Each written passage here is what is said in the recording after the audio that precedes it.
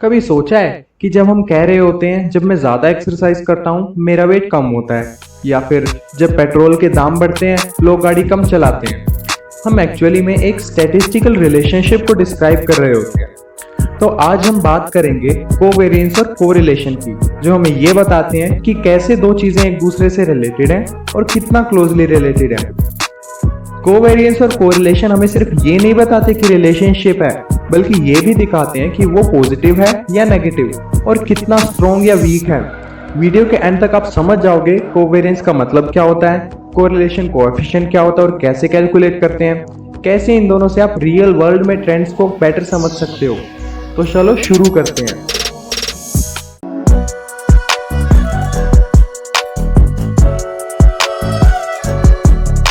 अगर हमारे पास वेरिएबिलिटी का कोई मेजर हो तो सबसे ज्यादा कॉमन मेजर होता है स्टैंडर्ड डेविएशन। लेकिन जब दो डेटा सेट्स का कंपैरिजन करना हो तब स्टैंडर्ड डेविएशन का यूज करना मीनिंगफुल नहीं होता। इसलिए ऐसे सिचुएशंस में हम कोएफिशिएंट ऑफ वेरिएशन का यूज करते हैं। कोएफिशिएंट ऑफ वेरिएशन का फॉर्मूला काफी सिंपल है, standard deviation divided by mean. अब इसे समझने के लिए चलते हैं अपनी एक्सेल शीट पर। मान लीजिए हमें 10 बच्चों की हाइट का डेटा दिया गया है जो मीटर्स में दिया गया है। अब एक और कॉलम बनाते हैं जिसमें वही हाइट सेंटीमीटर्स में दी हुई है। अब इनका कंपैरिजन करते हैं, पहले स्टैंडर्ड डेविएशन से, फिर कोएफिशिएंट ऑफ वेरिएशन से। लेकिन वेरिएंस से क्यों नहीं, वो भी तो मेजर ऑफ वेरिएबिलिटी होता है। इसका जवाब आपको थोड़ी देर में मिलेगा। सबसे पहले स्टेप होता है आइडेंटिफाई करना कि क्या हम सैंपल फॉर्मूलाज यूज करें या पॉपुलेशन फॉर्मूलाज। 10 बच्चों की हाइट का डेटा एक सैंपल है, क्योंकि उनके एज ग्रुप के कई बच्चे होंगे, इसलिए हम सैंपल फॉर्मूलाज का यूज करेंगे। पहले तो वेरिएंस ही निकालना होगा जो कि हमें निकालना आता है।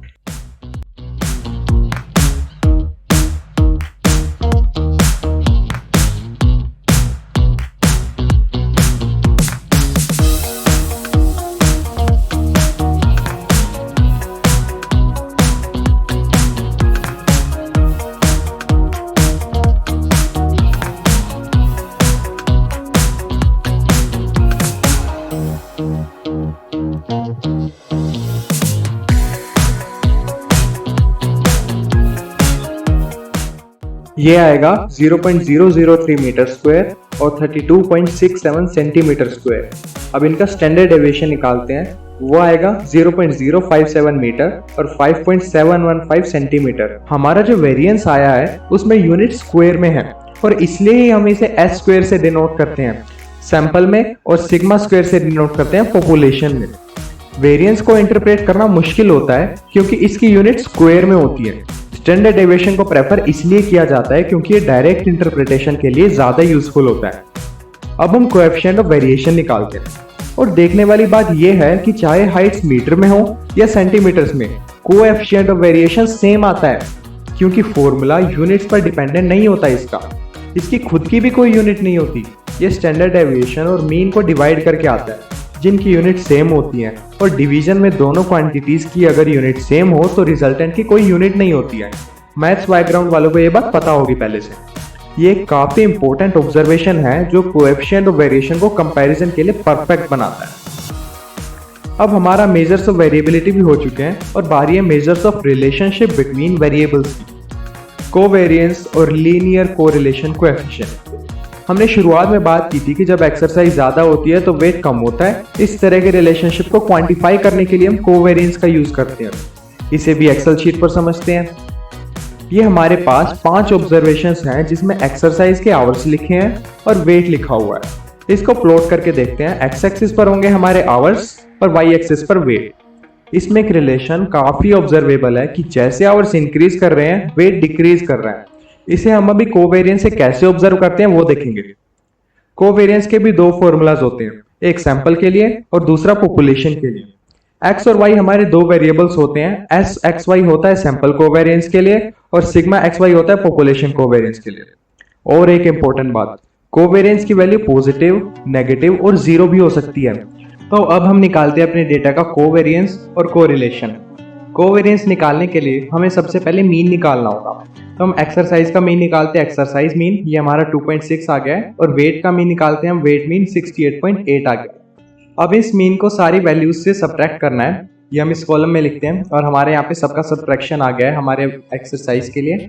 और इस कॉलम में अब हम निकाल लेते हैं वेट के लिए।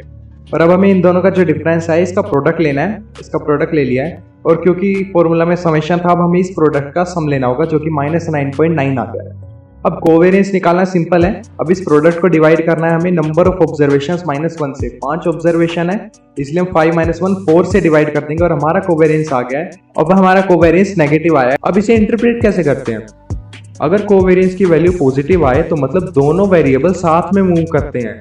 अगर एक इंक्रीज होगा तो दूसरा भी इंक्रीज करेगा, एक डिक्रीज करेगा तो दूसरा भी डिक्रीज करेगा।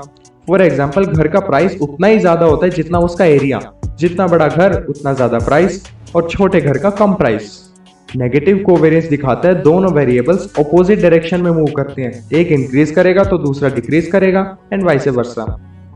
जैसे हमारे केस में हुआ है, इसलिए हमारे कोवेरियंस की वैल्यू नेगेटिव आई।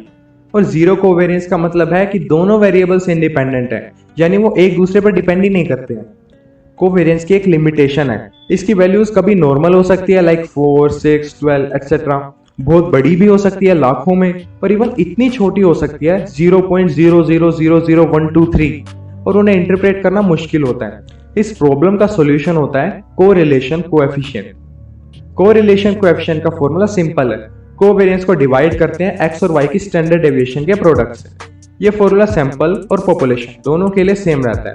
अगर पॉपुलेशन डेटा है तो पॉपुलेशन कोवेरियंस और स्टैंडर्ड डेविएशन पॉपुलेशन वाला लेंगे, और सैंपल के केस में सैंपल वाला। और इंटरेस्टिंग बात यह है कि कोरिलेशन की वैल्यू हमेशा -1 और +1 के बीच होती है। +1 को हम परफेक्ट पॉजिटिव कोरिलेशन और -1 को परफेक्ट नेगेटिव कोरिलेशन बोलते हैं। यानी एक क्वांटिटी पूरी तरह से दूसरे क्वांटिटी के नेचर को बताती है। एक क्वांटिटी +1 की जितनी पास वैल्यू होगी उसका मतलब है पॉजिटिव कोरिलेशन, यानी एक क्वांटिटी बढ़ेगी तो दूसरी भी इंक्रीज होगी एंड वाइस वर्सा। -1 की जितने पास वैल्यू होगी उसका मतलब है नेगेटिव कोरिलेशन, यानी एक क्वांटिटी घटेगी तो दूसरी इंक्रीज होगी, और इसलिए ही हमारी वैल्यू -1 के पास आई। और 0 के पास वाली वैल्यूज का मतलब है नो कोरिलेशन और absolutely independent correlation. For example, petrol के प्राइसेस की वजह से एप्पल के प्राइसेस घटना, इन दोनों में कुछ भी कॉमन नहीं है, और ये एक एग्जांपल है एब्सोल्युटली इंडिपेंडेंट क्वांटिटीज का।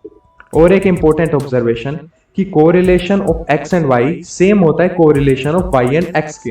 फॉर्मूला सिमेट्रिक होता है, इसलिए फर्क नहीं पड़ता पहले x लो या y। कोरिलेशन निकालने के लिए हमें कोवेरियंस को डिवाइड करना होगा स्टैंडर्ड डेविएशन के प्रोडक्ट से।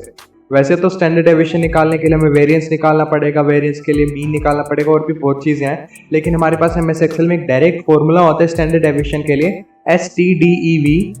ये हमारा फॉर्मूला होता है। इसके बाद आती है डॉट। डॉट के बाद P हम लगाते हैं पॉपुलेशन अगर हमें स्टैंडर्ड डेविएशन निकालना हो, और S लगाते हैं अगर हमें सैंपल स्टैंडर्ड डेविएशन निकालना हो। क्योंकि हमें सैंपल स्टैंडर्ड डेविएशन निकालना है तो हम STDEV.S यूज करेंगे। वो यूज किया और हमने सारी एक्सरसाइज पास कर दी। हमारे एक्सरसाइज आवर्स का स्टैंडर्ड डेविएशन आ गया है, और यहाँ पर हमारे वेट का स्टैंडर्ड डेविएशन आ गया है। अब हम इन दोनों का प्रोडक्ट ले लेते हैं। कोरिलेशन निकालने के लिए हमें सिंपल कोवेरियंस को इस प्रोडक्ट से डिवाइड करना, और ये हमारा है -0.99, यानी कि ये बहुत स्ट्रॉन्ग नेगेटिव कोरिलेशन है, और ये हमारे ग्राफ से एविडेंट भी है। ये काफी हद तक बिल्कुल स्ट्रेट लाइन दे रहा है। तो गाइस, आज हमने सीखा कैसे कोएफिशिएंट और वेरिएशन का यूज करते हैं कंपैरिजन के लिए, और कोवेरियंस और कोरिलेशन कैसे दिखाते हैं दो वेरिएबल्स का रिलेशनशिप। ये कॉन्सेप्ट्स ना सिर्फ एग्जाम में इंपॉर्टेंट है बल्कि रियल लाइफ में भी, जब आपको ट्रेंड्स और डिपेंडेंसी समझने पड़ते हैं।